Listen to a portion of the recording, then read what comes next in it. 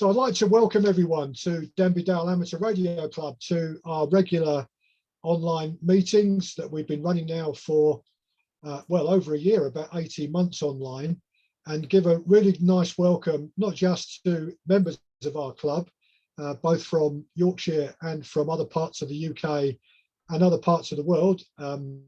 Club members obviously are here regularly, but we've got a number of visitors here tonight. I can see some call signs that we haven't had regularly attending our club meetings.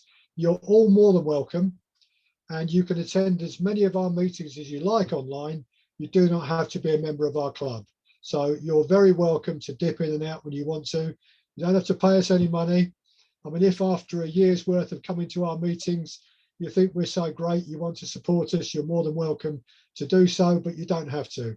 Entirely up to you. So you're very welcome. I'd like to hand the microphone over to Anthony, K8ZT, who is known to this club because he gave one of our best talks some months ago now on using FT8. Somewhat controversial because FT8 is one of those things in amateur radio that, in my experience, people either love or hate, and I'm probably in between the two, even though I've never tried it. I am very much a proponent of introducing subjects in these club meetings that aren't necessarily the ones that me as an individual or individuals necessarily all think are great. So we've tried to introduce every aspect of the hobby. For those of you that were here last week, it was on fox hunting, not actual foxes, but radio fox hunting, which was a lovely talk and great fun. Whether anyone wants to try it up here is another question, but it was interesting, and I'm pleased that we introduced that bit of the hobby to people. So tonight we've got Anthony. He's well known not just in the UK but internationally. Played a part in the GQRP Club convention earlier this year. And Anthony, I'd like to hand the microphone over to you to introduce again subjects, one of those things that some of our club members love N1MM and use it regularly, and we've got others that struggle with it or don't use it very often, but would like to know how to use it. So you've got a mix of people here, Anthony. So I'll hand the microphone to you. Very good. Thank you very much. And I will try and duplicate what I did last time by doing a live presentation after I'm done with the slides. And I did say 89 slides. Well, not in this actual slideshow. I have the shorter version that I'm going to show you now. The 89 is for reference purposes. So I'm going to go ahead and bring up my screen here. I also shared a link in the chat to the presentation. Before I get started, though, today, I wanted to acknowledge if anyone out there was at any of these stations over the weekend. I worked you on a single sideband with my 5 watts, and I thank you for digging me out. I'm not sure if anyone in this group knows any of these people or worked at any of these stations. I especially want to thank G6XX for working me on for a double multiplier at the end of the contest on 80 meters, which is always tough with 5 watts on single sideband. So tonight's topic is going to be contest logging software, and we're going to focus on N1MM, although some of the things I'm going to talk about will apply to other logging and other contesting software. Again, this link, tiny.cc/N1MM, will get you access to all the slideshow presentation. And anytime there's a link symbol in it, that means there's a link that you can click on. So that's why you'll need this in addition to just watching me tonight. As I mentioned earlier, I have a much longer version that was done in a 3-hour class that I presented, and that's available also at N1MM/Elmer. So when we're looking at logging software, there's a variety of different logging softwares out there. There's comprehensive logbook software that keeps all of your logs in it. Then there's contest logging software such as the N1MM, but there's also other types of software built into some of the programs, like WSJTX has its own log for FT8 and FT4. There's some fancy programs that not only have logs, but they also have other features such as Ham Radio Deluxe or DX Labs. And then there's specialized logging software that you might use on your phone as an app, or you might use for portable operation. And some of those are contesting software programs also. but we're going to focus on N1MM today. But if you're interested in more information, I have a presentation at tiny.cc/logsw that talks about general logging software and contest logging software both. Now, one of the things I suggest is no matter which software you have, that you have someplace where all of your contacts reside, and I call that a comprehensive logbook software, sort of the one to control all your logs. So even though you might be generating your logs with contesting software such as N1MM, it's very easy, and you really should be importing it into a comprehensive logbook software. So not only can you keep track of your contacts, but other incidental things like whether you've sent a QSL card out or whether you received a QSL card and things of that nature. So I sort of believe in one logbook to rule them all. These are some of the more popular contesting softwares out there, and this statistics are from the 2018 CQ Worldwide. Almost half the people were using N1MM, and I think it's actually been a little bit higher in the last couple of years. There's a couple other programs that aren't on this list that are not really English-centric, that are written for other languages, so I did not include them. They were very low numbers. If you don't have Windows and you're interested in other software, I have a link on my website on Macintosh and Linux software also. But we'll also talk about how you can use N1MM on other computers other than Windows. N1MM Logger Plus is a free software program that runs on Windows. There is no Macintosh version, there is no Linux version, there's never going to be, according to the developers. It's contest logging software. It's also rig interfacing and control software. It also has CW and voice keying capability and a number of other features which we'll talk about today. It is so packed with features it can be very intimidating to beginners. So that's one of the things I find with a lot of people when they first try it out. They'll try it, then they'll stop using it. They said there's too much, it's too confusing. But what I want to stress to you is you don't need to know it all to use it. Learn a couple very basic things like entering your basic log information, and then as you get more comfortable with the program, start learning about the additional features. One really good way to try out not only the basic program but all the features is practice logging another operator while just listening. So tune in during a really busy contest, find someone who's running, and just sit there and log just as if you were sitting next to them. Log the stations that they're working just so you get comfortable with the software, because there's no pressure on you to be making contacts. You can concentrate on the software. You can also create some cheat sheets and post them at the operating desk so you know some of the keystrokes, especially some of the keyboard shortcuts. And there's a ton of videos out there that you can watch on this N1MM and the specific features of it. I have some links here. Again, as I said, these links all take you out to a online resource. I have information on my website. There's also some mailing. On the N1MM website. There's also a mailing list that's very active. When you have problems, you can always ask people on that mailing list. There's a bunch of how-to videos made by both the people that produce N1MM. By the way, it's open source, and although there's a few people that are the primary developer, there's many people involved in the project. And if you're interested in becoming a developer, you can do that also. So let's talk real quick about getting started with it.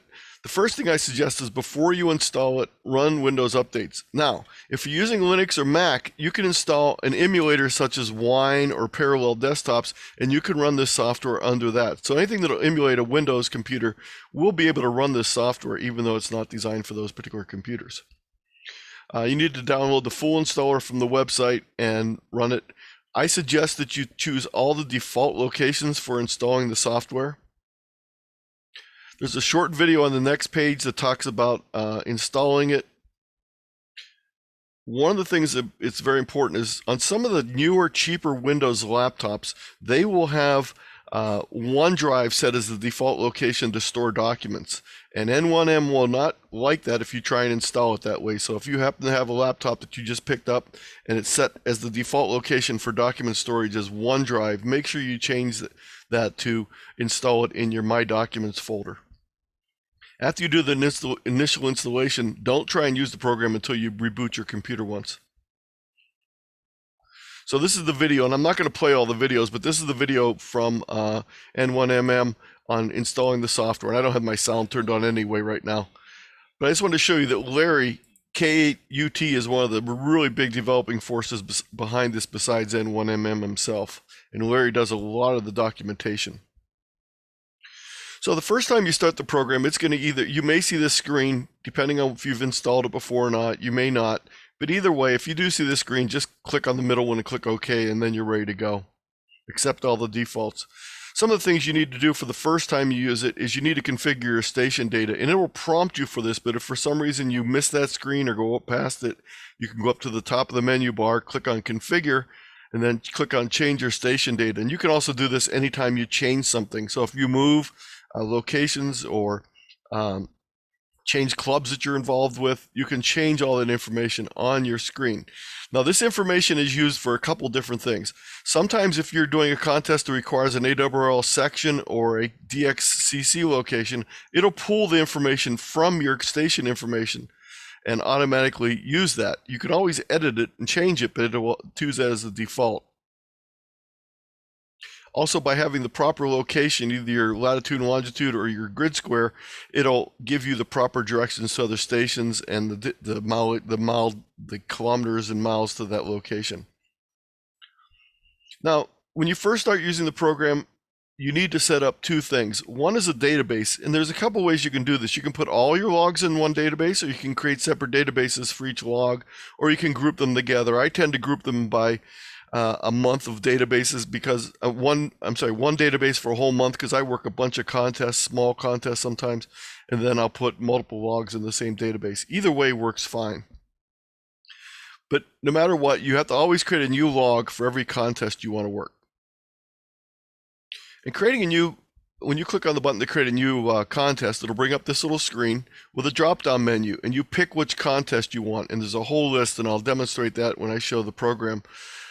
You pick the one you want. There is a couple of these, though, that apply to multiple contests. So, for example, the state QSO parties in the US, you just pick state QSO party here, and then you come down and get a little drop down under the state QSO party to pick the actual state you want to work in.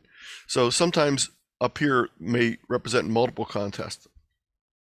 Now, most of the major contests will have a listing for both like CQ Worldwide will have a listing for CQ Worldwide Phones, CQ Worldwide CW, CQ Worldwide RIDI, and CQ Worldwide Digital all be separate listings on here.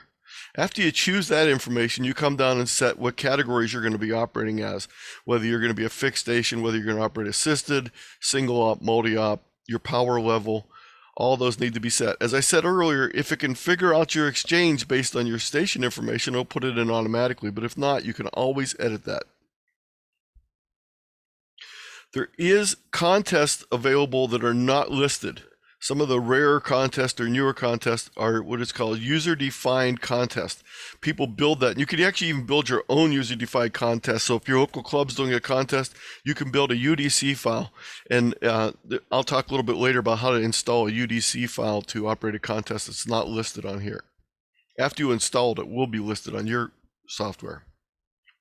The other thing you want to do on this screen is click on the second tab, which says associated files. Usually you're not changing a lot of stuff here, but occasionally the most common thing you'll change will be the call history file. And I'll talk a little bit more about call history files later, but these are individualized for each contest. After you've done all that, you're ready to actually use the software, but I suggest that you do a couple more things first, and that is configure the software to operate with your radio. Interface it. There's a lot of advantages to that. Although you don't need to interface your radio to use this, if you have an interface, it'll automatically read the frequency for you and put that into the log, so you're not having to worry about when you change bands putting in the right frequency in your log. When you click on the configure button, this is probably the most complicated menu on the screen, and some of the sub-menus are also very complicated. Some of these you simply click a box to choose it. Some of them you click on it and then there's multiple options under that. So you either have checkboxes or what I refer to as configurers. So configure ports is an example of a multi-screen configurer, whereas use the logger audio button is just a little checkbox. One of the things I strongly suggest you do, whether you're operating assisted or not assisted, is click on this box that says spot all search and pounds QSOs. That means that you will automatically be sending out spots from your radio through the software for stations that you work to the DX clusters. So some of the checkboxes to activate are all listed here, and I'm not going to really go into much detail on these, but I can talk more about them if you have questions about them, and I'll show them on the screen a little later. This is the configure screen for setting up your radio. So once you click on the configure ports button, you'll get this multi-tab screen. The first one is the hardware, and you pick the port of your radio. So in this case, I'm on COM14, and then my radio model, and then I can set all the parameters, and you can see what parameters I have set. But by clicking on that set button, I can change all these parameters. So that facilitates the serial or USB interface to your radio. And there's a link here for all the details on the configuration tabs. Another one is the function keys tab, and you can click on that and you can set it up to automatically, actually I'm sorry, I got the score reporting tab here is the one I have. If you click this, it'll allow you to use the online live scoreboards, and you can choose which ones you want to use and put your call sign in the password to that location.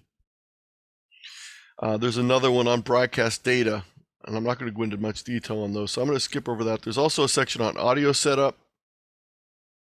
You can also record messages for single sideband. So you can have a keystroke that you press and it'll play your recorded voice message. So you can do CQ, you can do your call sign, you can do your exchange by simply pressing one of the F keys, and it'll play back the recorded information. So even if your radio does not have a voice recorder in it, or voice memories, you can create your own voice memories in the N1MM software. You can also record on the fly by hitting the control shift, the control, the shift, and the particular F key you want to use as a shortcut, and it will automatically then let you record your voice, save it, and be ready to operate. So both voice messages and CW messages use something called macros, and in the macros they're set up so that we have two sets. There's a set of run macros if you're calling CQ, or if you're searching and pouncing, there's a set of search and pounce messages, and they can be completely different. They cover keys F1 through F12. They can be left empty, as in the case in this particular one. And there's a default that you can accept, or you can change it, and for some contests you may need to change it. For example, a lot of contests don't have you send 599, so you just remove this 599 in front of the exchange. Anything that's in brackets means it's going to pull that information from your configuration files, or it's going to pull it from the entry screen. So for example, if I have a station I'm working and I type his call sign in, when I press that F5 button, it'll send their call sign, send the report, and send the exchange automatically. So once I have his call sign in there, it'll send all that information.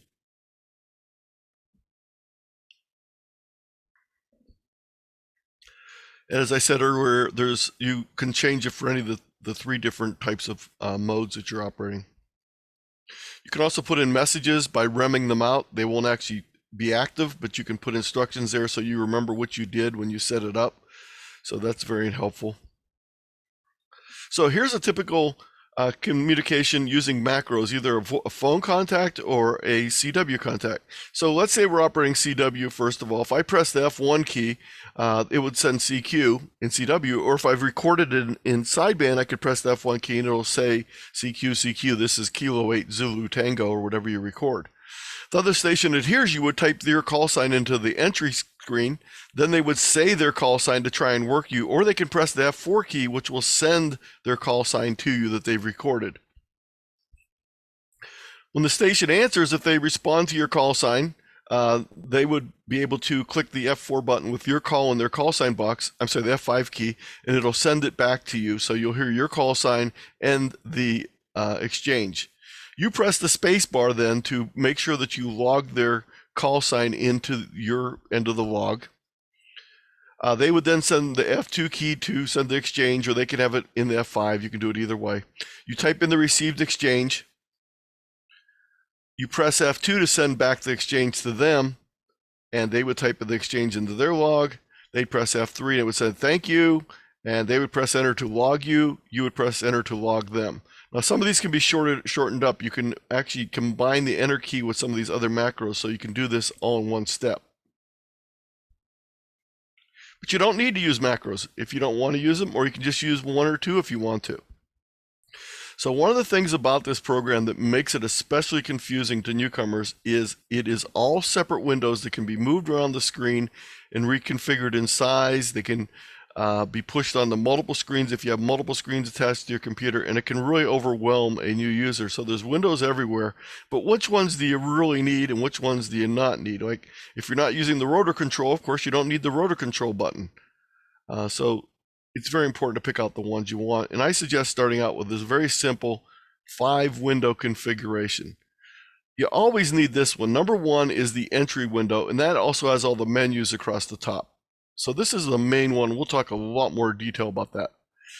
The second one right down here is the log of all the stations you've worked. You almost never do anything on this unless you're correcting something.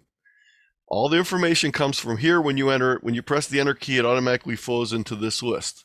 So this is the list of all the stations you've worked previously. And if you're working a new station up here and you've already worked them on another band, it'll show up below this little gray line down here. Number 3 is a band map, and if you have your radio interface, this band map can be very helpful. If you don't interface your radio, you might as well not bother with the band map because it doesn't do anything if your radio is not interfaced. Now, you might think this is only good for if you're using assisted where you're getting information in via the cluster, but actually whenever you type a call sign in here, it'll put it on this band map. So when you tune around, you'll be able to see the stations you've already worked on here or the stations you heard, but you still need to work. The next box, number 4, is called the check box. It's also known on other programs as the super partial check. This is where you can type in part of the call sign here and it'll start showing up possibilities here, and I'll go through more detail on that. And the last one is a nice little thing that you don't have to have, but it gives you a score summary of where you're at so far, how many contacts you've worked on each band, how many points, how many multipliers, etc. Some other optional windows that you may want to open up is Telnet. If you're using a DX cluster, you'll need to be able to connect to it, and usually you can have the Telnet window. The nice thing is you can minimize it or make it very small, because once you start it up, you don't need to see it again. The information flows automatically into the band map. If you're operating CW, you might want to have a keyer window open or a decoder window open if you're using a supported option. If you're in a network, a multi-op station, you might have the network window open. And if you have a second multiplier or enough space on your big multiplier, you might want to open up things such as the multipliers, which can be helpful. So you see what multipliers you have already worked and which ones are available and which ones you haven't worked. And if you're using a radio that supports spectrum display, or you have an SDR that you're using along with your main radio, there's a spectrum display that you can have on your screen.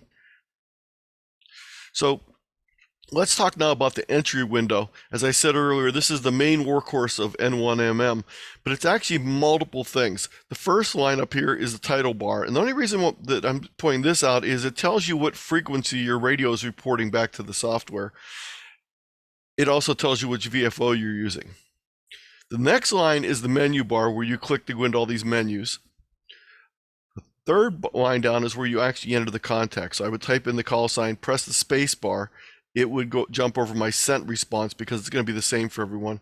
And then it's going to go to the receive box where I would type in the information. If there's a second multiplier that I need to type in, I would type that in also. In some cases, it would autofill. For example, in the CQ Worldwide contest, as soon as I type in the call sign, it'll based on that try and fill in the CQ zone. Now, when you work a US station, of course, it doesn't always know what the zone is. Oops, I keep bumping the mouse here. The next box down simply chooses whether you're going to be running or whether you're going to be pouncing.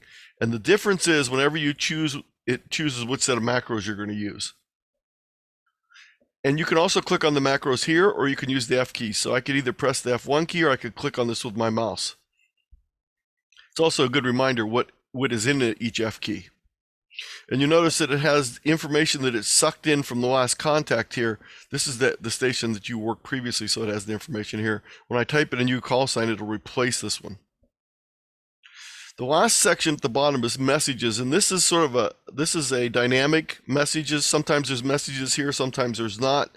You might see messages pop up like call history text appears to be enabled, or unable to connect, or when you're sending CW with a keyboard, it'll actually show the CW across the bottom here if you want it to show up.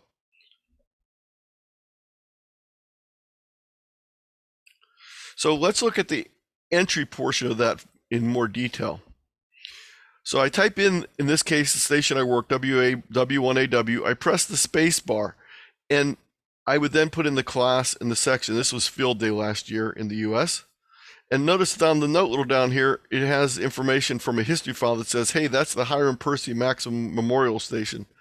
So it just pulled that information up when it saw this call sign. Once I've got all the information in there correct, I press the enter key. And the only time I press the enter key is once I've finished the contact and I want to log this. If I don't want to log it, I can hit the escape key and not log it, or I can do the alternate W key and it'll wipe all this information out and let me start typing again with a new station.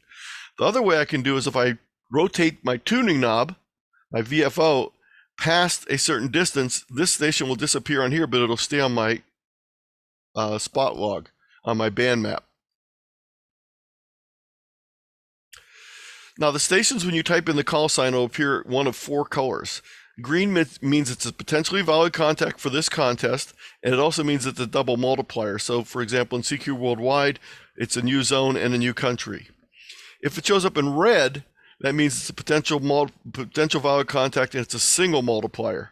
So let's say I work 1G station, and the first one I work would be in green because that's a new zone for me in a new country. The next time I'd work a G, because I've already worked zone 14, it would only show up as a single multiplier. I'm sorry, next time I worked another station in zone 14 other than a G call, it would show up as a single multiplier. So if I worked a French station, it would show up because I've already got zone 14.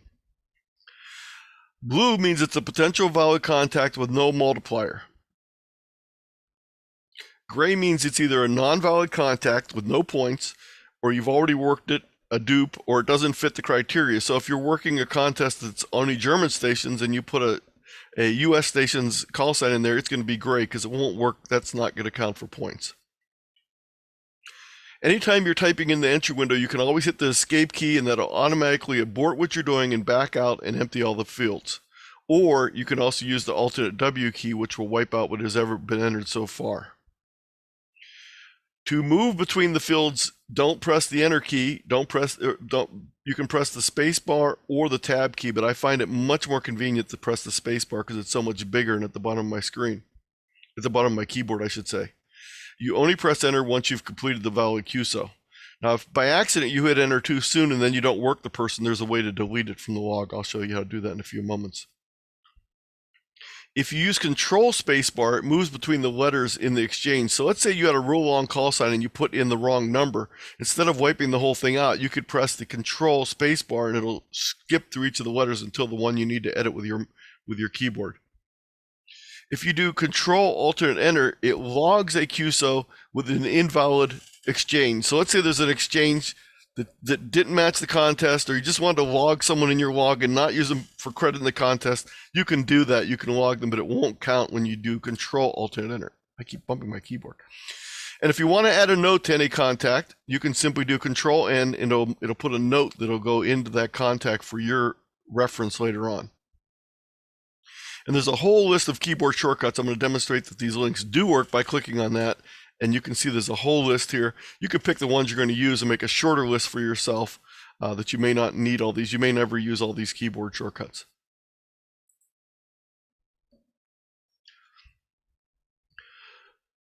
If you make a mistake, you can edit the call sign. You can either do control delete, it'll delete the last QSO from the log. You can do a control Q, which will quick edit the last QSO. And then while you're in the quick mode, you can move back and forth to all the different fields. And I'll actually show that when we go through. If you hit escape, it'll abort and return to the logging. And if you're doing a multi-operator station, you can do control O to put in who the operator is that's operating during that time period. So I could field day and other events. When you press the enter key, as I said, the information will flow into the log and it'll flow in at the very bottom. So the last one is the most recent contact you've made. If you've worked at that station before, you're going to see, just when you work that station, you'll see a list on here of previous contacts for a moment, so it'll show up twice.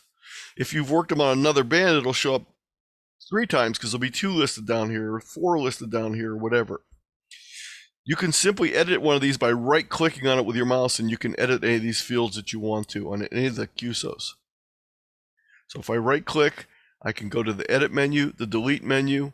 I can jump to that frequency if I want to go back and check his call sign. You know, it's like, oops, did I get this call right?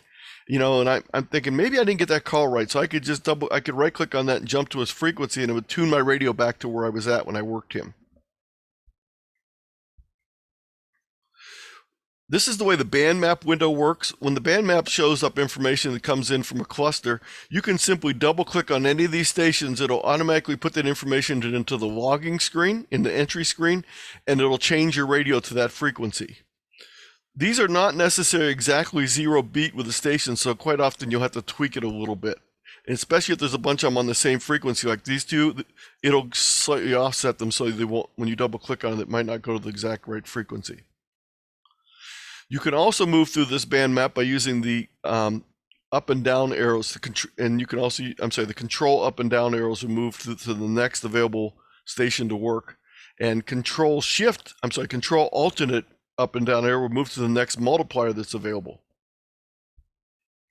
Again, multipliers show up, double multipliers show up in green, single multipliers show up in red, non-multipliers show up in blue. Non-workable stations show up in gray, or stations you've previously worked, which are dupes, show up in gray. So the calls can get on the band map in a number of different ways.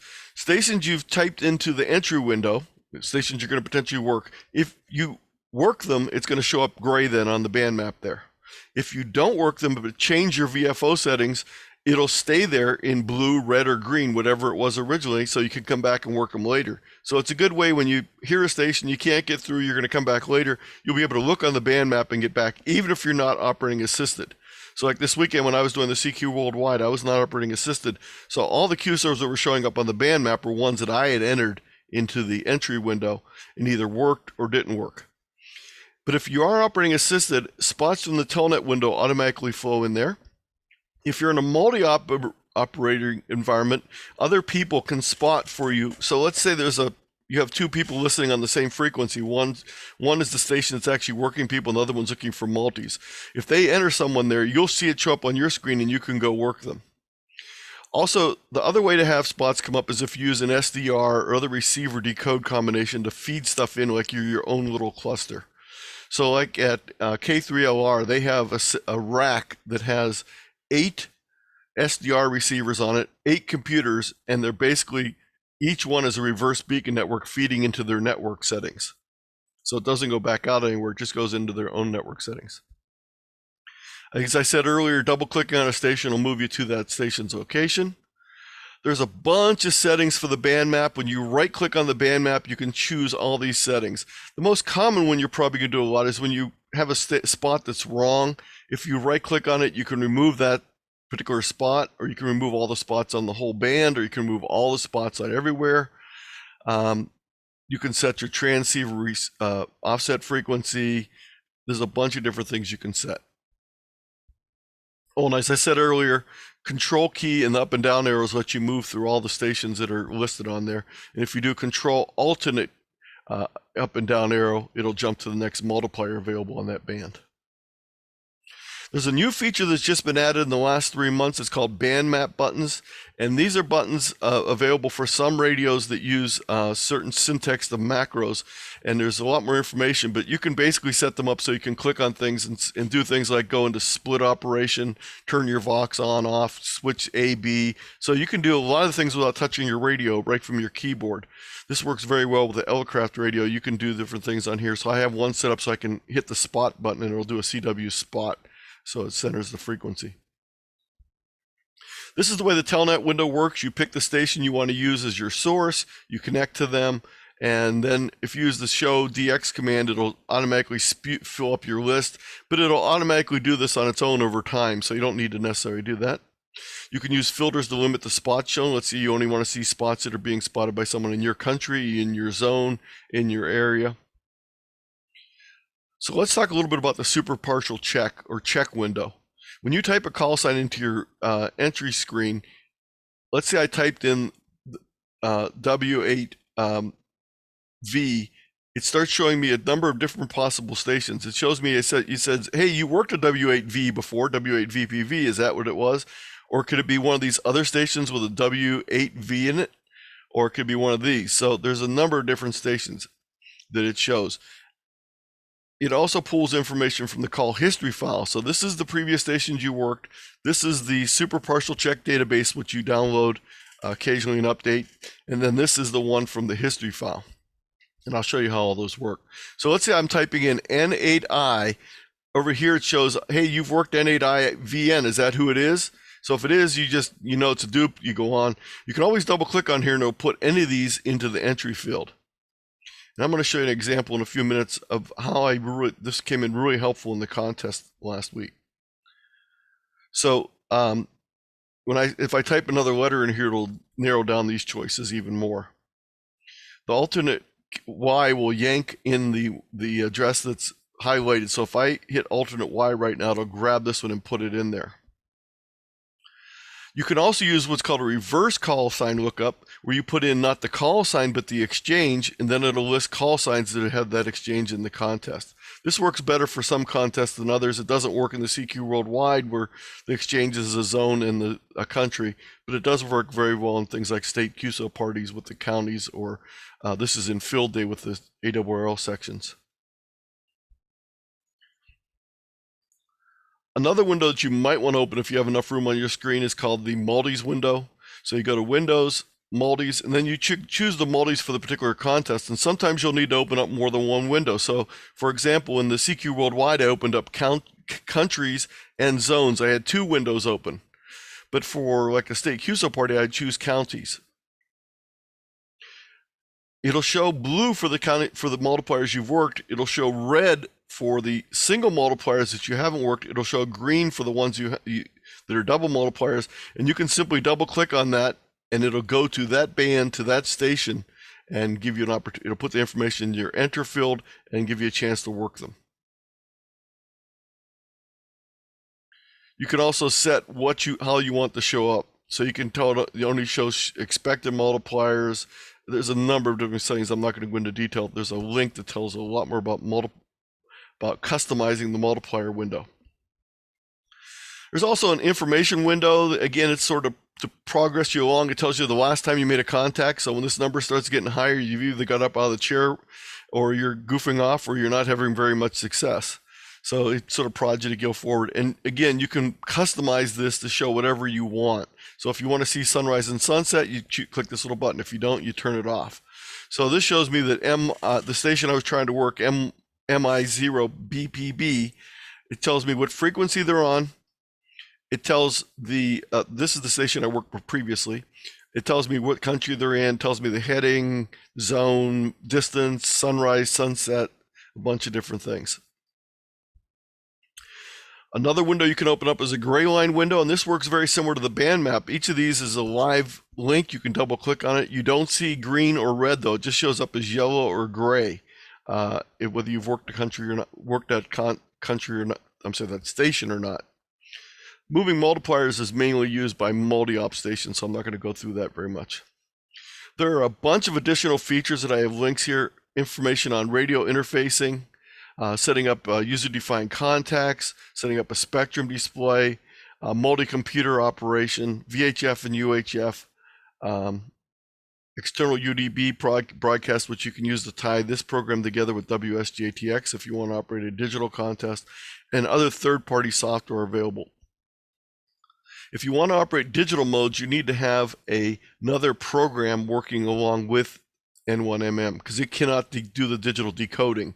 So RTTY, there's a variety of programs. PSK, there's 2 programs. And for FT8 and FT4, there's really mainly 2 programs available. There's a lot of information here on how to configure for digital software, but I'm not going to go into that. It takes a lot of detail. I have a whole section on using WSJTX for FT8 and FT4. I have a link on how to set that up and whether you really do want to set it up or not, or whether you need to. So that's using the software. When you're all done with the contest, the next thing you need to do is generate some important files. The Cabrillo file is the one that is sent to the sponsors of the contest. This is the one you send in to enter the contest. So you want to generate the Cabrillo file. You probably want to generate an ADIF or ADI file. They're both the same things. It's an export file that allows you to export your information from N1MM and then import it into your main log, or export it to Logbook of the World or EQSL or other sources. Also, I strongly recommend that you make backup copies of all your databases and all of your logs and all your ADIF files and all your Cabrillo files.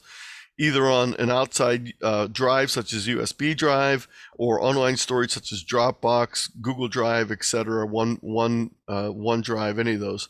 But make sure you have copies offsite. So this is the way you generate the Cabrillo file. You just click on a little button that says Generate Cabrillo, select File, select File in the top menu, then click on Generate Cabrillo File. It pops up and says, hey, by the way, you operated with an exchange of 4 in this contest and you were QRP, all bands, is that correct? If that's correct, then you continue. If not, you need to go back and change it in the log configuration. The file will be created with your name, with your call sign on it, but you can change it to anything you want. And that's what you submit to the contest sponsor. Same thing for the ADIF file, works very much the same. So basically, when every time you start a new contest, make sure N1MM is up to date, and it'll actually check periodically when it starts up, and it'll suggest, hey, there's a new version out there. Do you want to install it? And I would suggest you usually do. You can always go back to an older version if there's some problem, but it's a good idea to update, and it updates rather frequently. I'd say once every 2 weeks is about the average for updates because they're always making changes because it supports so many different contests. Read through the contest rules before you set this field up to make sure you're choosing a valid contest category. So like, for example, if there's no QRP category, don't choose QRP for the entry down here. If there's assisted for everyone, you might want to use assisted even if you're not, you might choose to use assisted, or you can use unassisted again. So make sure the station exchange is right for your location. I mentioned the history files, and there's 2 ways they work. One is you can manually download them, or for some of the more popular contests, when you click on associated files and then click on the change next to history files, it'll automatically get the latest file, and it'll say, this is the latest file. Do you want to use it? You just say yes, and you're done. For some of the more rare contests, you have to download it yourself and then install it. Some contests don't have history files because the history file is a record of previous contest logs showing what that station used as an exchange in the last contest. So if it's a serial number, that doesn't mean anything, so there wouldn't be a history file for that type of contest. And for the CQ Worldwide, the information is gathered from the station's call sign, so it would no help on that either. But for some contests, it can be very helpful. So that's the whole slide presentation. As I said earlier, there's a longer one available to N1MM/Elmer, and I'll take questions in a minute. If you need a PDF of this, you can click on this link. You can contact me at my email address, check my website, and you can also go to all my presentations at tiny.cc/K8ZT-P. You can go there and watch the 3-hour recording of me doing the training with the N1MM if you're really glutton for punishment. It's actually only 2 hours and 45 minutes. I took out some of the dead time. So that's the information. So we'll go ahead and take questions. I'll go ahead and stop sharing my screen, and I'll get ready to do the next section with the live demo. Brilliant, lovely. Thank you very much indeed, Anthony. A fantastic run through. Who wants to go first with a question to Anthony? Yeah, Darren. Yes, good evening. Very interesting talk, and picked up a few things already. I was using the band plan at the weekend, and if I click on a station and then use the control or the alt down arrow, it puts the call sign above the call sign entry box. Is there a way to get that to go straight into the entry box? Is there a shortcut that I'm missing out on? It should be. If you do control up or down arrow, it should do that. So let's take a look here real quick. I'm going to go ahead and bring up the share, and we'll actually demonstrate that. So I've got, let me pick another band here real quick. Maybe a little bit more on it. Okay, so I'm going to bring up the share here, and I'm going to share the screen. I'm going to try something new that lets you see a little bit more detail. So I'm going to bring up a window with the share in it, and you have to tell me, are you seeing the band map in the entry area right now? Yeah, it's all okay. Right. Very good. So if I'm going to scroll down the band map a little bit. So let me just change my frequency. I'm actually tuning the radio, so it's going to move. Okay, so there we go. There's a couple stations in my band map that I want to work. So if I double click on the EA8W, it should put it right in there. Okay. Yeah, but when you first showed it, the A8W was above the entry screen. Is there an yeah. Now without, watch if without using the mouse. Sorry. Yes, I'm going to use the control in the up arrow now. and then I press the space bar. Ah, space bar, yeah. Yes, that's the trick. Okay, got you. Thank you. Okay, so that would do that. I'm going to take that out of there by doing Control W, and I'm going to try holding down Control Alternate and up. Well, there's no multipliers available right now, so that's not going to do me any good. But I'll do the up and down arrows, and you'll see that it'll move through the various. Oh, there we go. There's a double multiplier.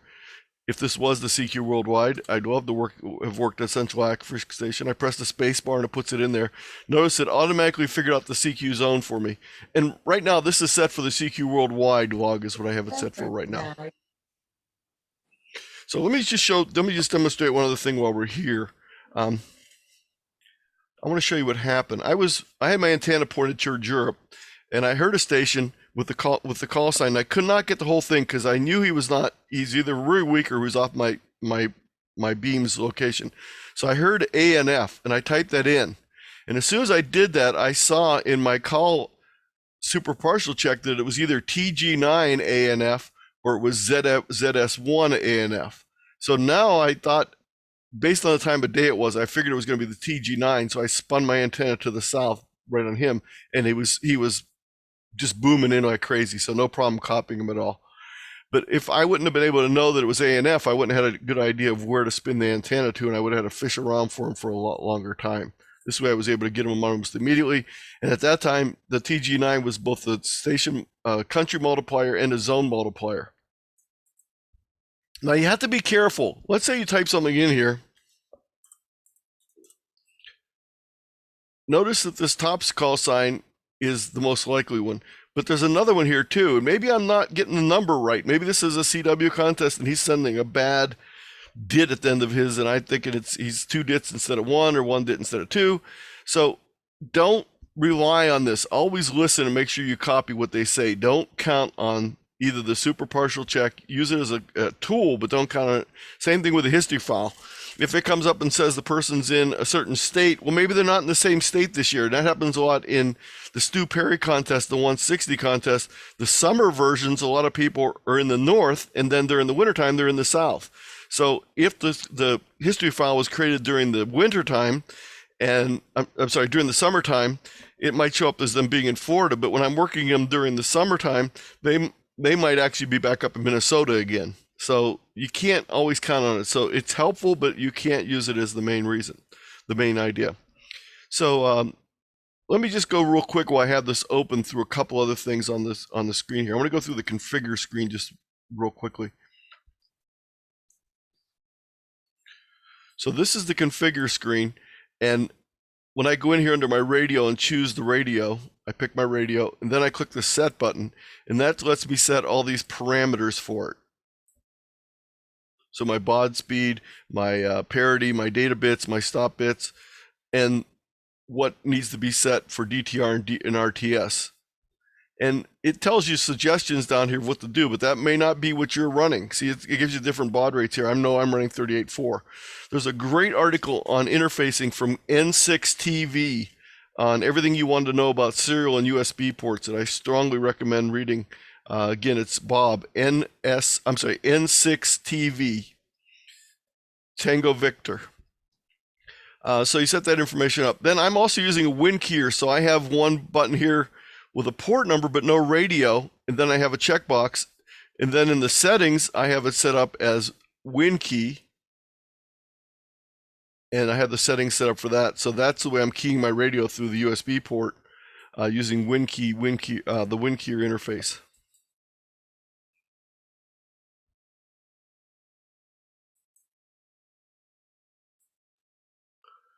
Let's see what else real quick here. Let's take a look at, this is the spot log.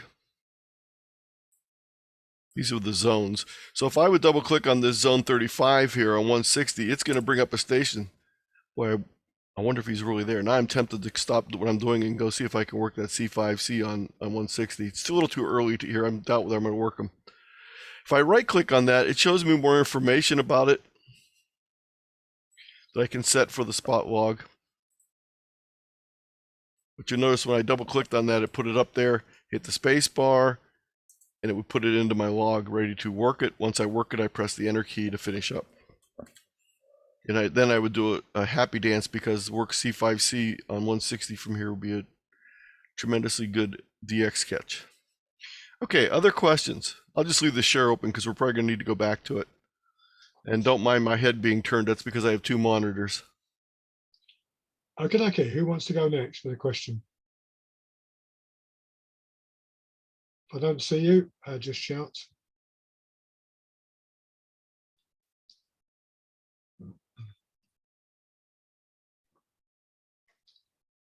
Phil, go ahead. Sorry, was that me? Please go on, Phil. Okay. I took part in a data contest, RITI PSK, just a few days back. And when somebody's putting out a CQ, you click on his call sign, it populates the call sign window. And then, of course, you're then waiting for his report to you. Yes. But what you have to do is, so it's currently on the call sign window. I have to tab across to the window where you enter his serial number or whatever. Was it a RITI contest, or was it a RITI PSK? Okay. Yes. The operation was the same. So Yes. is there a way of, instead of having to tab, it might sound ridiculous, tabbing 3 times to get to that window, can you jump to that window somehow? It should, if the information is automatically filled in. If the information for the sent and received is automatically filled in, it should automatically jump you over to the last multiplier. Now, if there's more than one multiplier, it should stop at all of those, but it should always jump over the sent and received or any predefined things that you aren't going to change. Now, you could change this if the person sends you a 5.5 by going back and clicking on it and changing it, but it really shouldn't be. It should be bringing you to the right field that's empty.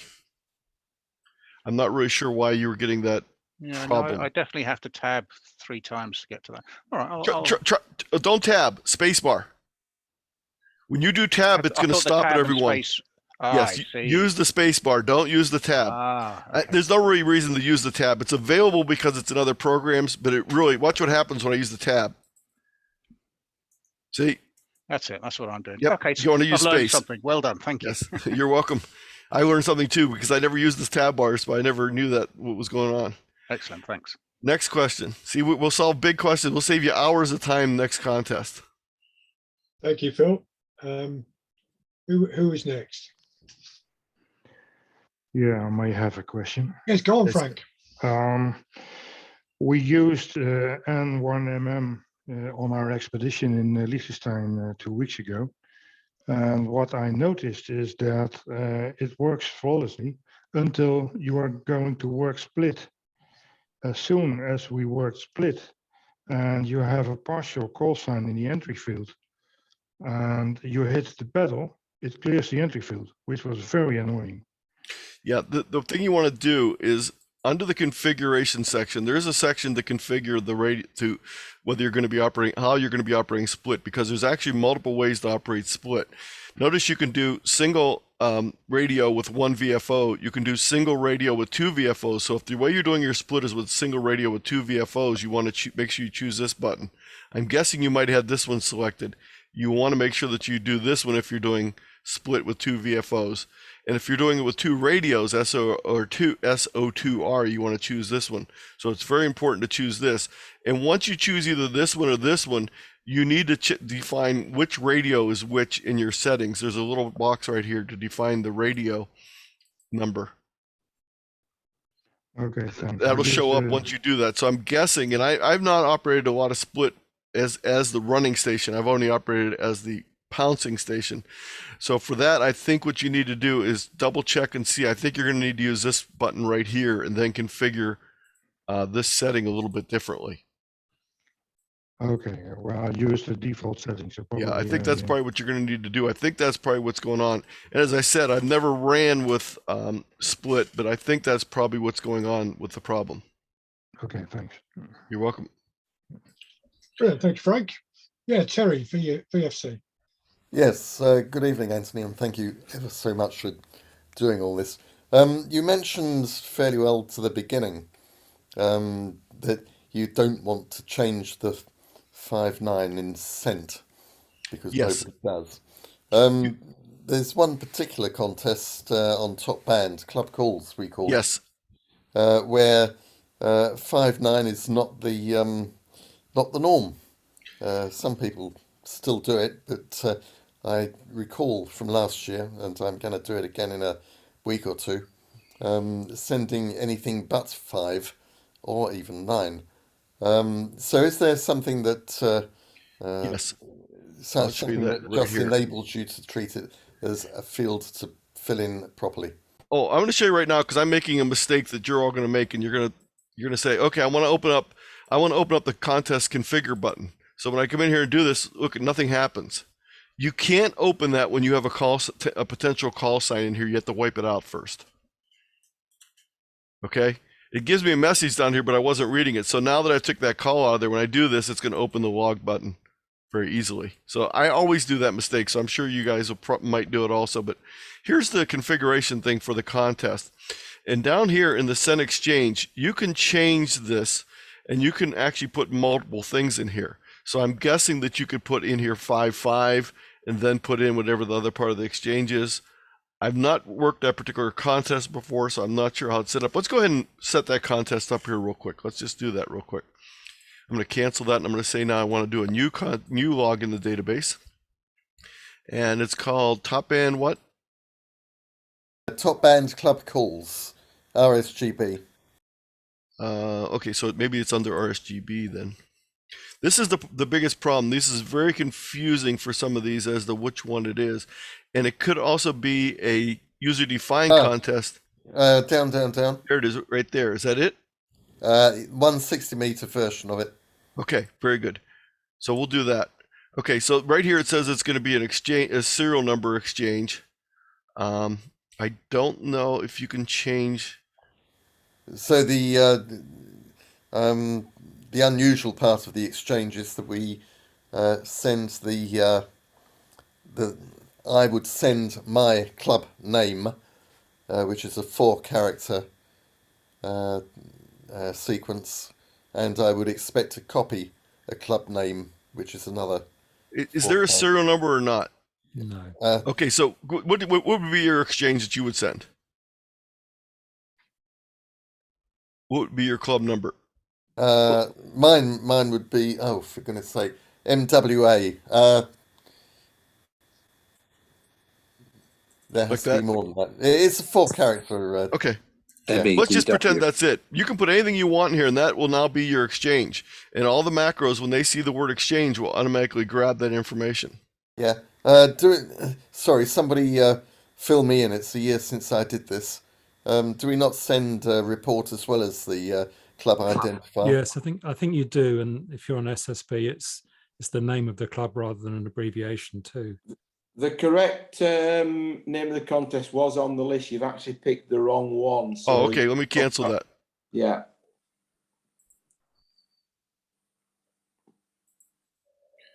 It was under RSGB though, correct? Yeah, RSGB, and it's just club call. Bit lower there. Keep going. Right there. Club calls. Yeah, that'll be the well done. Well done. Okay. So yeah, notice it didn't suggest anything here because it didn't know what to put in there. So you could type anything you wanted in there, and that would then be your exchange. Whenever you see the pound sign, that means it's going to be a serial exchange. And when it's a serial exchange, what will happen is every time you send a new response, it'll automatically upgrade at one time. Thank you. So whenever you see this pound sign, that means it's going to be an auto incrementing serial number. Mm. Okay, so that's the serial number. So the exchange is report, as in RS, and then the club name, the 4 characters, and then it could be club station or club member or none. That's another another load. So what you may need to do on that too is you may need to also, in addition to making a change here, you might need to change the macros, and there might be someone that's already defined a set of macros for that contest. So let's take a look at that real quick. So when you come down here under change macros, let's just say it's a CW contest. I'm not sure if it is or not, but no, SSB. Okay, well either way, you can come down here in the exchange and change this from where it says exchange here. You can put in whatever you want. So if this particular contest used 599, I can put it in there. So what I'm guessing is you're probably going to need to edit the macros, and there might be someone that's created a custom set for that contest. All right, got it. Thank you. Yeah, now I see how to change macros. Thank you. You're welcome. Oh, by the way, you want to save all your macros before you do it. So save your macros with a different name. So like if you change the default one, save it with a default name so you can go back to it. And then when you do your new one, save it with the name of that contest so you can go back to it next year. Lovely. That's it. I only ever do one a year, and it shows, I'm afraid. It takes me a week to remember That's how okay. to do things. That one's a lot of fun, Terry. I just noticed on the rules now says serial number as well. Yeah. So Yeah. then you'd need the pound sign there also. Yeah, So it's changed.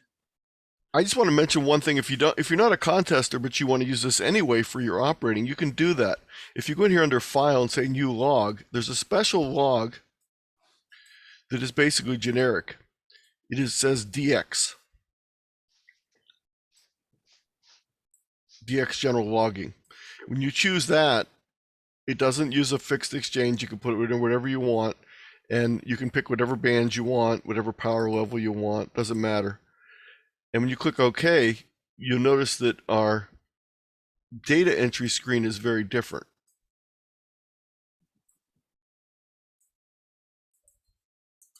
It gives us a field for a name if we want it, but if we don't put anything in there on this particular one, it won't complain. Let me go back to that previous contest. Let me go back to the CQ Worldwide here real quick. Oops, remember what I did. I forgot to take that out of there, so it's not going to work. If I go back to let me open up the CQ Worldwide for a second. Okay, I want to show you what happens when you don't give it what it wants.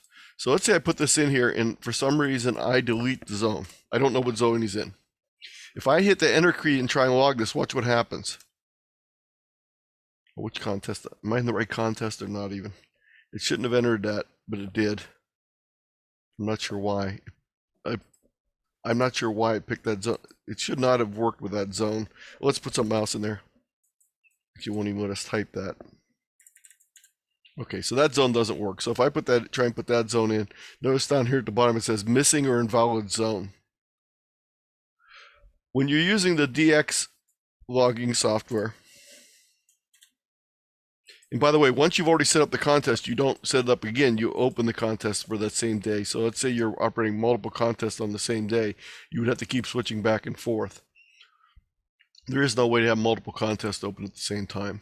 So now when I log this, if I don't put anything in the name or comment, it's going to be just as happy. It doesn't matter because this doesn't have any special requirement in it. So it just popped it right down into the log. Let me bring that down so you can actually see it. Put it right in the log without any complaint at all. So if you want to use it as a general logging software, pick DX, and then you can just use this and you can put in any comment you want. It's free text. You can leave anything out you don't want. It works just fine. So while I had this open, let me just show you how we edit this. If I right click on this, I can go to edit contact. Zoom my screen over here. Here we go. And notice I can change anything by just clicking on it and typing in the information. With the time, I can use the drop down. Let's see, it was last week or next week or whatever I want to put it. I can do that. So you can edit this information. It's very important. If you ever edit any information this way, you have to click the update button to save it. Okay, very important. If you don't click the update button, if you just close it, it won't make the change. If you make the change this way instead by right clicking on the call sign here, by double clicking on the call sign and changing it here, you don't need to update. You just press enter and it changes it. But anytime you do the right click, edit, contact, when you're done with those changes, you have to make sure you hit the update button. If you really didn't want to make the changes, you can just hit the delete. Now let's say you made 3 mistakes in a row. You worked the same station and he gave you a different exchange. He gave you 3 county exchanges, but you got them wrong. Instead of going back and clicking multiple times, you can scroll through all the stations that you have on your log by clicking on these buttons. Just make sure each time you make a change before you click the up or down button, you hit the update button.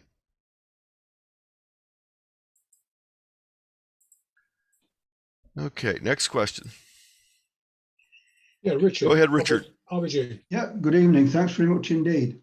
I use the DX log for a special event station once a year. Is there a way when you open it in file that you can rename that so I can recognize it? So I use it every Christmas and New Year. It's a Happy New Year call. I think what you can do, and I'm not positive on this, I think you can copy a contest and then change it. So what you'd be doing is you'd be creating a user-defined contest. Right. And then that user-defined contest would show up. Let me show an example of a user-defined contest. I think I have one in here. So let me open this up.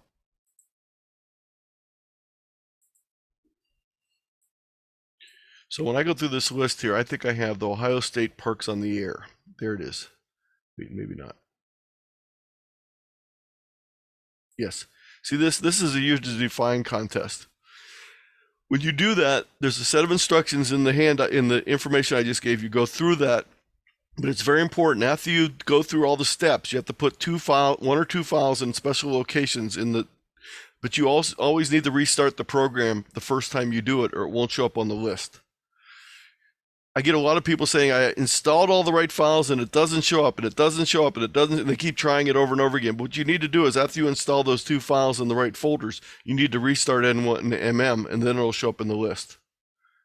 So that's what you would need to do, is copy that program and then rename it as a user-defined file. Yeah, so you could recognize it. Yes. Yeah, because otherwise you're scrolling through a long list. Yeah, and the list has gotten better. They finally added, the list used to not have this description. This information on the right is only about 3 months old. So you notice now that it has a lot more detailed information. So it actually is a little bit more, makes a little more sense. When you click on the DX, it actually says general logging. Yeah. See, so they've really improved it over the last couple of months. And that's one of the nice things about being user developed. People can make suggestions or help do them. And it was really hard before to find some of these. Like it would have a real bizarre abbreviation for it, and you'd be looking and looking, and you couldn't find it. As I said before, the QSO parties for the state, the U.S. and Canadian QSO parties are all under one thing. So let me demonstrate how that works real quick. You come down here and choose one that says QSO parties U.S. and Canada. But when you do that, you now get another drop down to pick which contest you actually want to work. So if I want to work the Ohio QSO party, for example, I would come down here till I get to the O's, which you can't see. Let me pick something else because you can't see. If I want to work the Montana contest, I'd pick MT. Now it would have the Montana contest as the contest. Let's demonstrate something else while I'm doing that. I pick Montana as the contest. I'm now going to click on the associated files, and I'm going to come down here on the call history file name and click on the change button. If I download the Montana history file, I could find it on here and upload it. I don't have the Montana one right now, but let me try it for another one that's automatic. So let's go ahead and we're going to choose a different contest here. Let's choose the ARRL sweepstakes. Wait, no, let's not do that. Let's do the ARRL 160 contest. Okay, so there we go. When I click on the change call history file, it comes up and says, hey, the newest call sign history file that matches this contest name is ARRL.text dated 2021-11-02. So it's only 2 days old, 1 day old. I'm going to say, yes, of course I want that. I click on OK. And now what happens is when I'm working stations in this contest, when I type in Tony's call here, N0NI, and press the space bar, watch what happens. It automatically puts the Iowa in because it knows that last time he operated in this contest, he was in Iowa. So let's log that. Now I'm going to work Val NV9L. And when I put that in there, watch what happens when I press the space bar. It puts in Illinois. But the problem is Val's living in Florida now part of the year. So when she gives her exchange, she's going to tell me FL instead of, so I would need to retype in the right one. So I can do that. So don't always depend on the history file because people move around. Yeah, I've normally found it by date.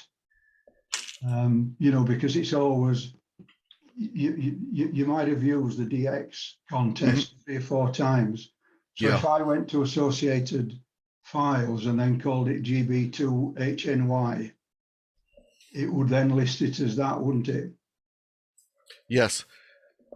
So the other thing too is if you're going to change your location, there's a person that manages these files and you can send them an email. So for example, each year for the ARRL field day, when I operate that, I'm in a different location every year. So I always tell them so that people don't get my exchange from last year, because I was in Ohio, I was in Delaware in 2018. Then I was in Vermont in 2019. I was in Ohio in 20, and I was in West Virginia in 21. So if all those files would have been wrong, but I sent an email to VE2 to update and say, I'm going to be in this place this time. And they get those files by gathering up logs from a bunch of people too. So that's where they come from. So you won't show up in the history files until you work a couple contests. And same thing with super partial check. Let's check real quick. Who doesn't contest at all? Someone just raise their hand. You don't contest. Okay, G4ZRZ. Now, notice what happened. He's not showing up in the super partial. I'm going to back up a little bit here. There's a couple people showing up. VZR is showing, Victor Zulu radio is showing up. A US station, a couple US stations with some Z's and R's, but he's not showing up even when I go to the very last character here. And that's because he doesn't contest, so he's not showing up in the logs. It's very interesting that there's a kilo station that has your same exact call sign with a K in front of it. So if you were to operate contests, what's going to happen is a lot of times people are going to get your call busted. So if you want to operate regularly, it's a very good idea to either submit your call sign to the super partial check people, or just to work a couple contests and you'll start showing up in there. Sure. Next question.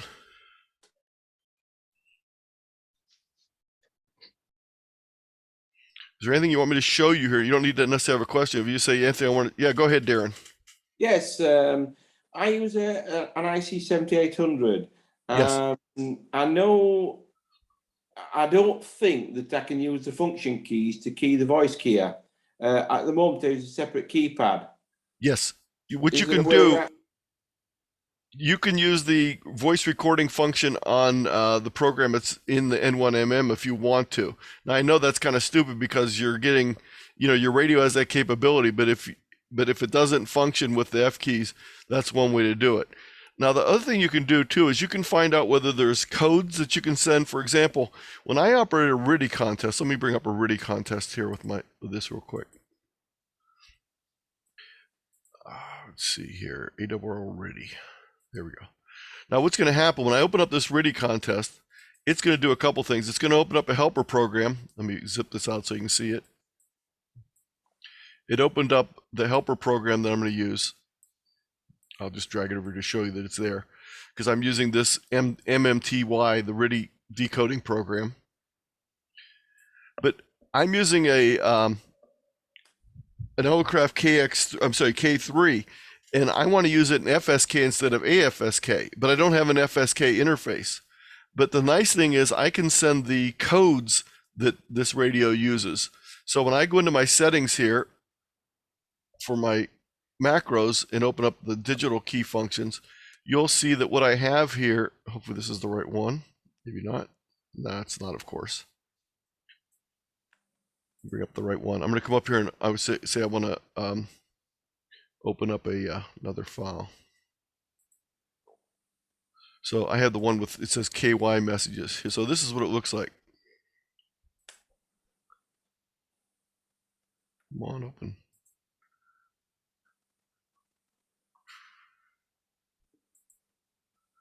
So you'll notice that my macro file looks very different. It has these commands that actually command the radio to send the characters internally. And you might be able to do something similar with your ICOM by sending an internal command that would trigger it.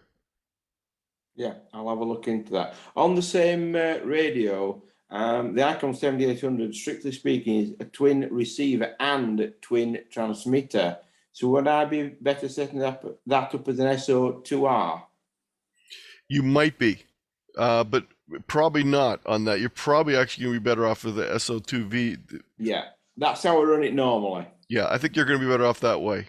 Because when you're doing that other one, it's actually expecting two radios on two different serial ports when you're doing SO2R. Yeah, So, yeah, I will be on the same serial port, yeah. Yeah, now let me open up this other contest here again. I'm going to open up the DX contest again because I want to show you something I have set. So in my macros, my general macros for CW, Again, I'm using the fact that I want to use some features of the radio. So I've came down here and I've defined F12 as being a aircraft command. This command here tells it to hit switch button number 42, which is the spot button. So when I press F12, I can do an automatic spot on my radio instead of having to go up and mess with the VFO or the RIT, and it'll zero beat that station. So you got to do it a little bit different when you do it. You have to put it in these brackets. But that's an example of a command being sent directly to the radio. And the spot is just a description of what shows up on my button. So when I'm using this, you notice here on my buttons up here, it says spot right here. Let me zoom this back up so you can see it a little bit. It's probably too. So you can see spot right there. Oh, and let's say I'm working a contest that has 6 meters in it also. If you right click on this band map, I'm sorry, not on this band map, but on this interface here, you can choose different bands. So down here where it says change band panel display, that brings up this little screen. I can pick just the frequency, the bands I want to use. So let's say I was working a contest that only had 80 meters in it, I could set this only for 80 meters. Or if I was working a contest that had 80, let's say even if it's a contest that has more, but I only want to work 3 bands. Let's say I only want to work the 3 low bands. I could click all these instead of HF. I would click these 3 bands and just work those 3 bands in the contest, and they would be the only thing that shows up. So if I would choose 6 here and add 6 to the bottom of this,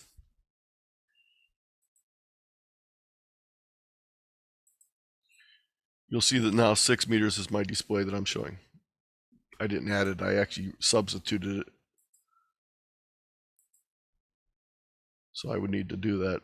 Now I have all those. When I click exit, it's going to show 66 through 160. So there's a number of places where right clicking on something will bring up a configuration menu. So for example, if I right click on the band map, it brings up the big band map configuration menu. And again, some of these are things where you go in and make changes. Some you simply check a box so that it'll work. So if I want to disable the mouse wheel, I could do that. Now what the mouse wheel does is sort of neat the way it works, so I don't disable it. Let me get out of that.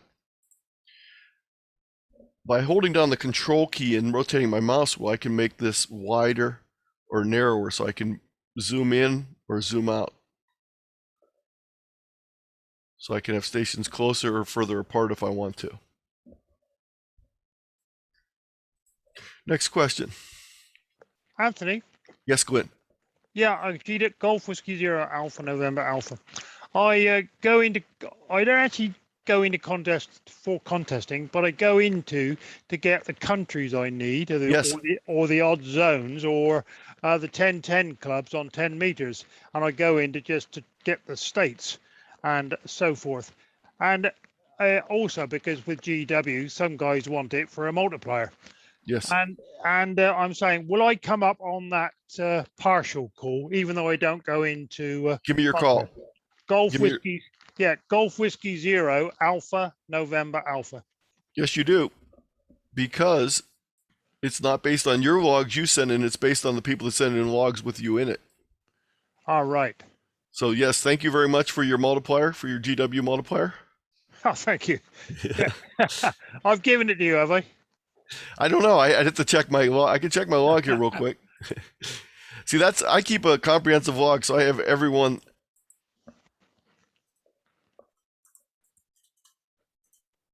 Nope. No, I just have GW0 ARK, and I actually have a ton of him.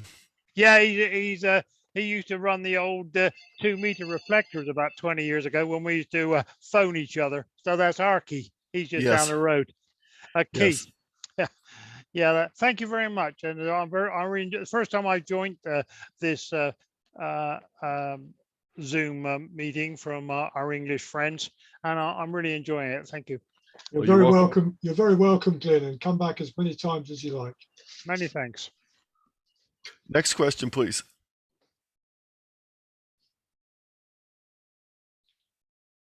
You know, and Glenn brings up a really good point. Even if you're not into contesting per se, it's a great place to try out radios, to work extra countries, to get.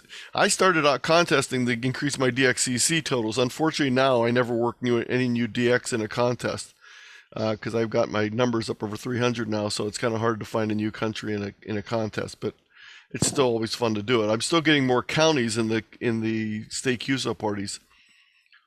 I have another question, if I may. Yes, go right ahead. In the band map, you've just shown how to zoom in and out, which Yes. I often use. But can I zoom in and then physically move the band map up and down? Yes, you can. Oh, how do I do that? Let me try that. You have to hold the mouse. If you hold, let's see, remember how to do it. You just, do I have to hold the mouse? I thought I had a, let's see, left click to QSY. Oh, you got to left click and then you can move it. You got to grab this arrow. No, thought that was the way it worked. You know, I don't know. There, it moved a little bit, but I'm not sure.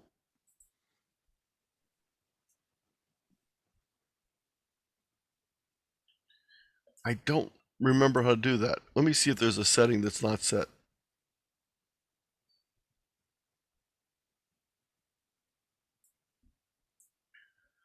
It very well could be that I don't have a checkbox set here. How about the up-down arrows top right Top right. of the window? No. Go just onto the On the map. band map. display. Okay. Go onto the display where it's at. That's it. Now, top right of that pane that you've got. Scroll Oh, arrows. yes. This increases, decreases the font size. Yeah, that's font Okay, size. thank you. So when you have, let's change bands here.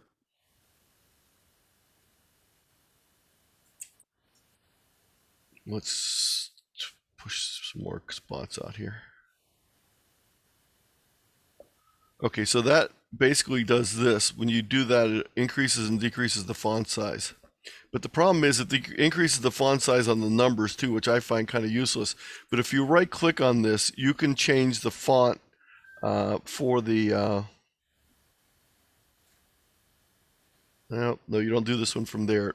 There's also another setting, and you got to be careful with this particular setting because you can really get yourself into some trouble. Under configuration, there is one that says manage skins, colors, and fonts. Always take screenshots before you make changes so that you can change it back to what you thought, because sometimes it's not clear as to which of the ones you're changing at the time. But you can change any of these things. You can change the fonts for the different windows. I always like a font with a /0 in it, so I'm using a font that has a /0 in it. But I'm using different size fonts for different things. But this is in the manage skins, colors, and fonts section. And you get to that from the configuration drop down, and it's right, where did I see it at now? There we go. Right here.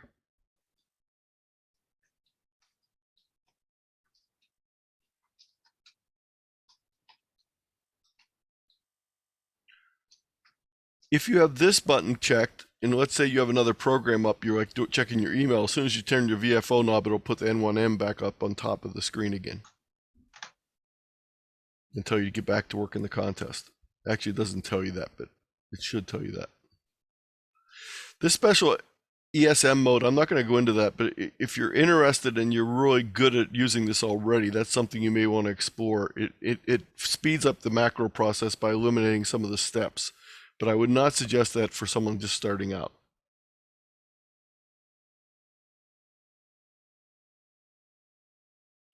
Oh, if everything gets out of whack, if you end up with windows that you can't drag back down, you can always go in and do this clear any settings, and that'll change everything back to the default so that it will resize the windows back and they won't be in weird places. I've ended up with windows off on a third screen that I can't find somewhere. I have 3 screens I use here, so sometimes things get drug away. Like I could take this from the screen here and drag it over to the other screen, off that screen onto another one, and so forth. Other questions? Could I ask you another one, please, Anthony? Yes. Yeah. Yes, go right ahead. Yeah, just go back to file and you'll have a list of all your previous contests. Oh, I want to show this also too, by the way. Yeah, so thank you. I want to show that.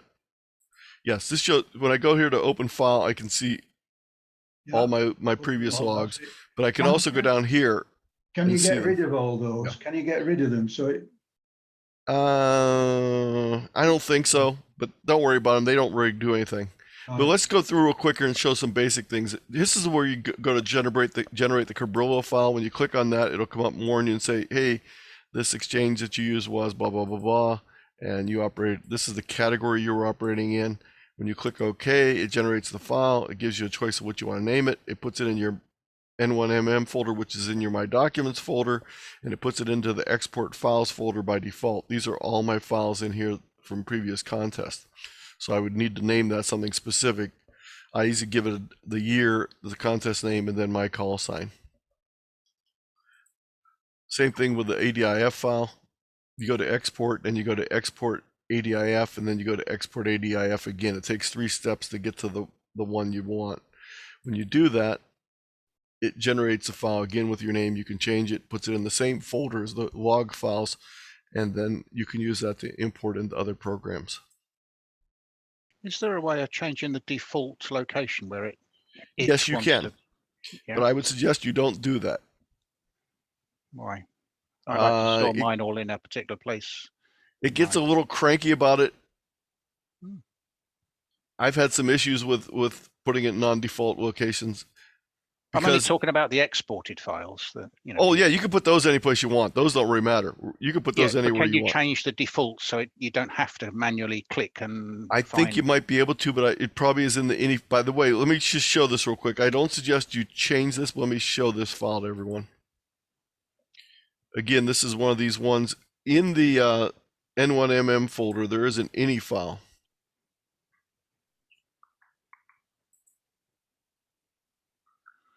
Okay. It's on my other screen here right now, but I can bring it over. Okay.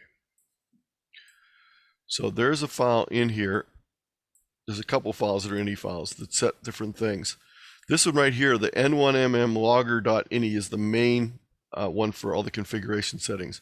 When you open it up with the word processing program,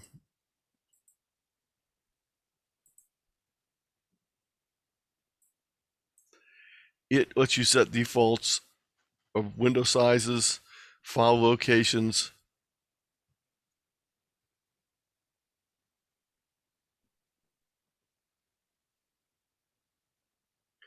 broadcast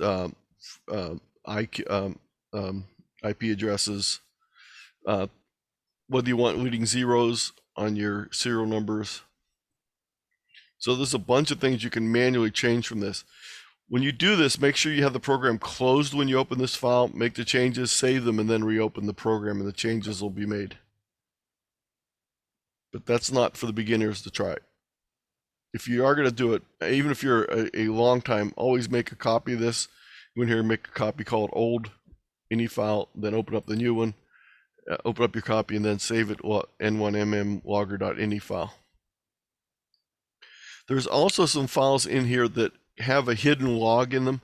If something happens to your log, there's a hidden log that you can recover a log from. There's a whole section in my longer presentation on what to do when disaster strikes. There's ways to recover logs. Let's say your time was off on your computer by 3 hours and 27 minutes, and you got to change 450 contacts, like for field day when one of my people did not bother to set their clock right on their computer. There's a way to go in and do a lot of those things by, they have instructions on how to do those things on the website, on the N1MM website. But these are the main folders that are there, and the call history files all go in here. And this is what a call history file looks like. It's just a simple text file.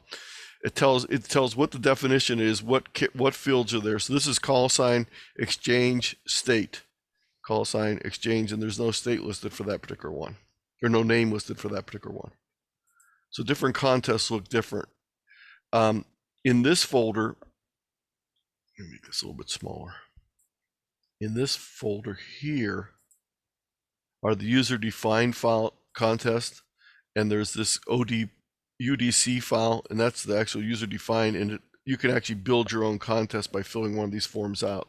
A lot of times UDCs also have a a number of other things, and it goes in another folder called the support files. So for example, the list of the Ohio parks that it refers to in that UDC are in here. This is the list of all the park abbreviations.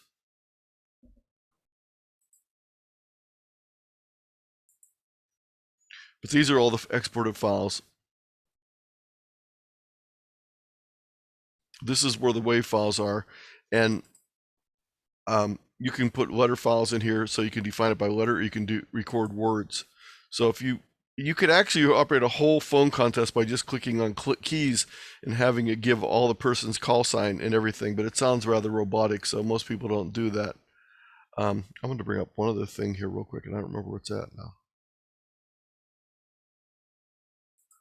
This QSO recording file is something that doesn't come with it. I installed a program called QSO Order, and it's a online recorder that records contests. So when I was working the single sideband contest, I recorded every time I hit the enter key, it made a recording of that contact. I'm gonna have to restart the share here. Zulu Tango. Are you hearing that? Yeah. Kilo 8 hear it well. Zulu Tango. Kilo 8 is Zulu Tango 5912. Roger, 594. Thank you. Charlie Bravo 4 Tango contest. So CQ Worldwide requires, if you're going to be in the top 5 in your category, that they want you to have a recording available that they can request. I've never had them. I've finished the top of my category, but I've never had them request the file. But I do record it. And that program is called QSO Recorder, and this is what it looks like. It's rather a convoluted program to set up because it uses these special prefixes you have to do to set what speaker system you're using, what sound system in your radio, but it's called QSO Recorder, and the executable is QS Order.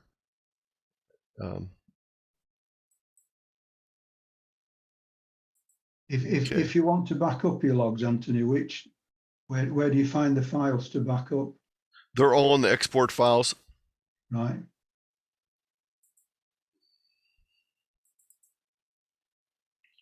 These are all the ones you've created. Those are the ones you created. The other logs are in this other folder here, in the databases folder. These are all the databases, and the databases contain the logs in them. And it gets a little confusing, so I just backed this whole thing up. Fortunately, I haven't had to dig into it very often. I've been using this for well, this is the newer version, but I've been using the original N1MM for probably 20 years now. And I had a crash last year, right after the CQ Worldwide.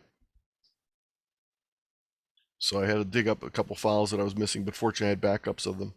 So I take my whole N1MM folder and I back it all up onto another drive on my computer, and I also upload it to Google Drive. So I have the whole thing. Other questions?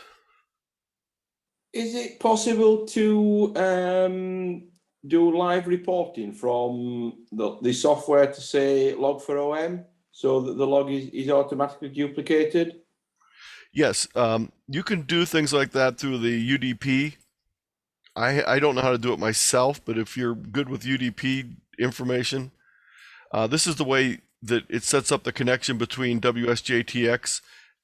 There's a thing to do it here, but notice it uses UDP addresses and ports. Yeah, I've got my WJTS going automatically to Log4OM. So yeah, it's like a similar sort of thing. Thank you. If other software on the other end supports UDP input, you should be able to do that. And there's a whole section you can configure all your UDP information from this broadcast data.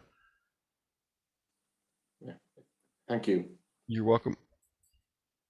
When you generate an ADIF file, Anthony, can you change the fields in that ADIF file? You know, add them and remove them, different fields.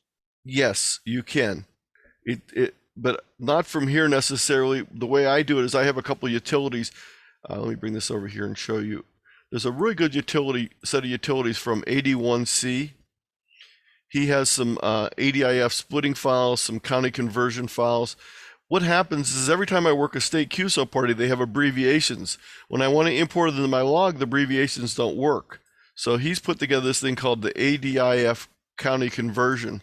And the way it works is I come in here and move this screen.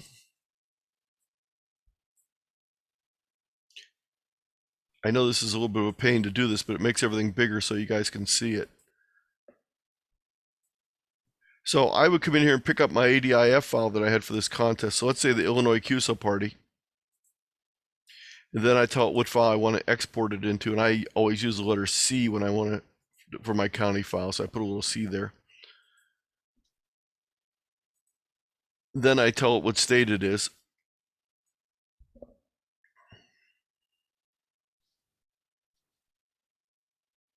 I have someone incessantly mowing their yard out here, even though it's very cold today. Okay, so I convert this, and what it does is it converts all the files, all the ADIFs in there, and I'll show you what they actually look like. So I'm going to exit this and open up those two ADIF files.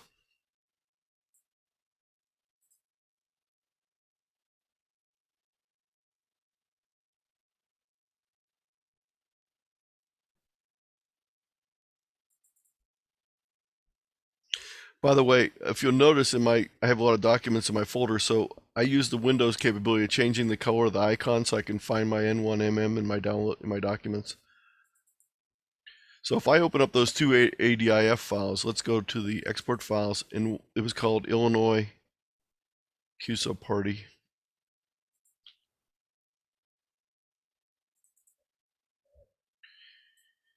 You'll see in this first one that the counties are abbreviated with a 3-letter abbreviation. I'm going to find one here.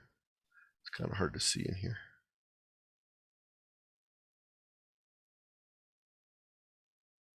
Okay, where's it at? Well, just believe me, it's a 3-letter abbreviation, and the one I modified, then it's a full county name. But again, those are from ADIFC. If you go to my website, K8ZT.com, let me change this screen here a second.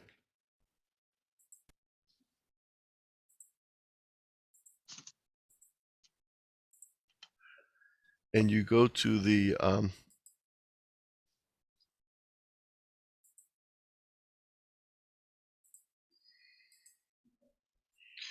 contesting section. Under the software section, I have some other helper files for N1MM, something called Athena, a multi-chase display that colors the map on U.S. states. But down here under the ADIF files, there's information here on converting, analyzing, splitting. Those are all available down here in this section. And in my presentation on logging, I have a whole section on that.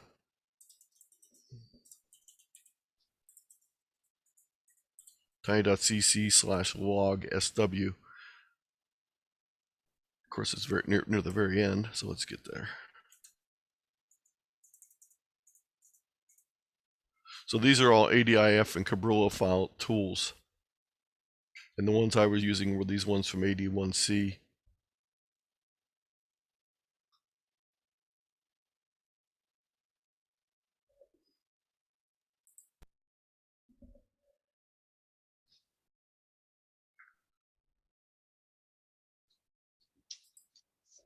Okay, anyone else have a question to Anthony? Terry, you had your hand up earlier. Go on, Terry. Yes, thank you. I don't know if my ears blinked or my eyes blinked. You must have said, and I think early on, is there a distinction between N1MM and N1MM plus and... Yeah, they're just the N1MM plus is the new version of it. Right. So anything that starts with N1MM, if I Google that, I should just pick the latest one. Yeah, it's been quite a while since they've switched the names when they updated the programs. It's been at least I think 8 years or so. Yeah. So if you find something on the web, more than likely it's going to be N1MM plus. They changed the database format. They changed some other things. So they made a number of big changes, and when they did that, they changed the name. Okay, thank you. And I just wanted to share with you guys, I'm a member of this group called Rat Pack, and we do a presentation every Wednesday and Thursday. It's at 9 p.m. Eastern time, so it's 3 in the morning, I think, at your end. But we record them all, and you're more than welcome to view any of the recordings. Wednesday nights are on general topics, and Thursday nights are on emergency communication. And we're doing one coming up. Actually, I'm doing one coming up. It's just for the holidays, called Holiday Gift Ideas for Amateur Radio Operators, and I'll be doing that on the 17th of November. That'll be my 7800 then. Thank you. Yes, so you want to watch. You'll want to go to that presentation. It'll be available, and also in the meantime, I have another request. If anyone has any things that they think are good gift ideas for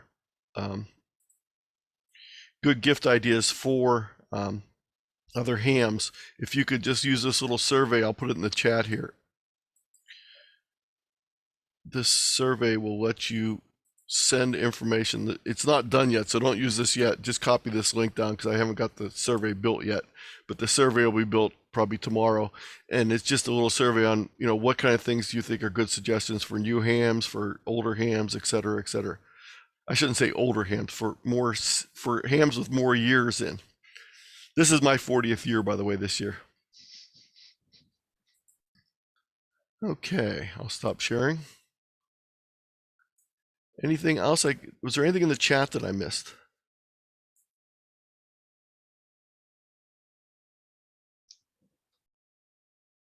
Oh, so shift plus scroll wheel to move in larger steps. Okay.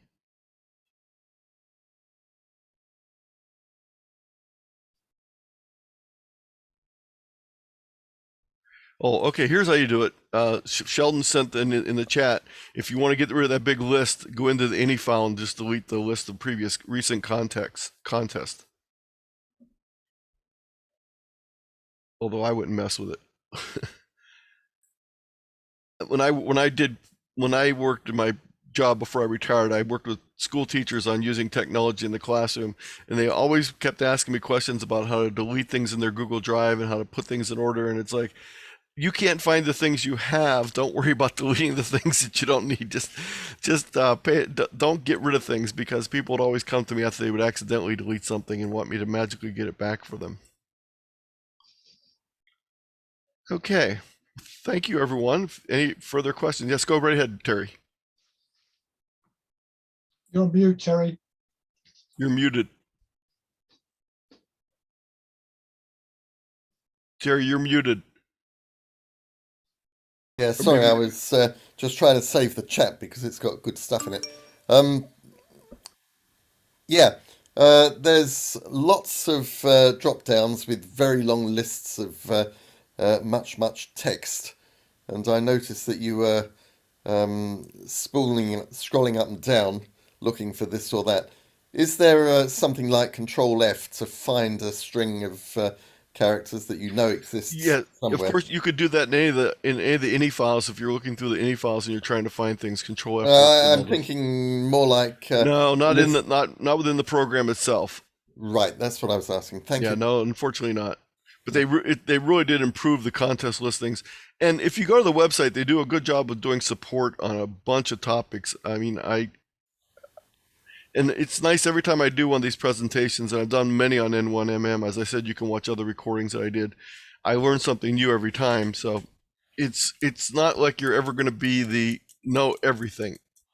It's like saying you know everything there is in Windows. Yes.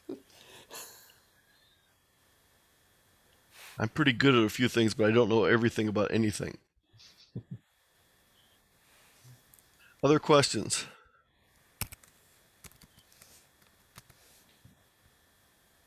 Go on. Go ahead.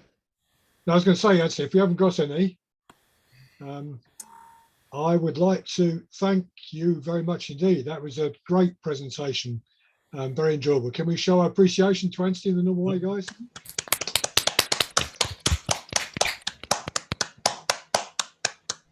Thank you, and I hope you don't mind. I'll share this link on in my list of all my presentations, because this is probably one of the most detailed ones I did as far as demos after the fact with N1MM. So actually put this video on my list once you get it up there.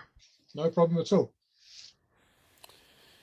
Okie dokie. Well, look, Anthony, thank you very much indeed. And I'm glad people appreciated it. And I did have one or two messages directly to me in the chat from very new amateurs who have only just started dabbling in contests, and they said they enjoyed your talk. So I know it hit that spot between people who use it a lot, like Richard and Darren, and people at the other end who are just coming into the hobby and starting off. So if you manage to find something that everyone got something out of, you've done very well. So thank you, Anthony. Brilliant.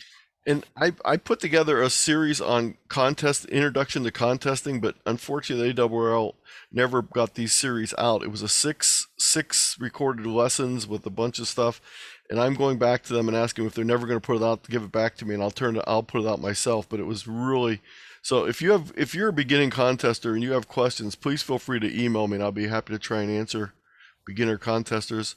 And I also have a few presentations I've done on beginning contesting. But yes, please feel free to ask for more information on contesting. Brilliant. Okay, well, thank you very much, Anthony. I'm going to turn the record button off and thank you again for a brilliant presentation. Cheers, Anthony.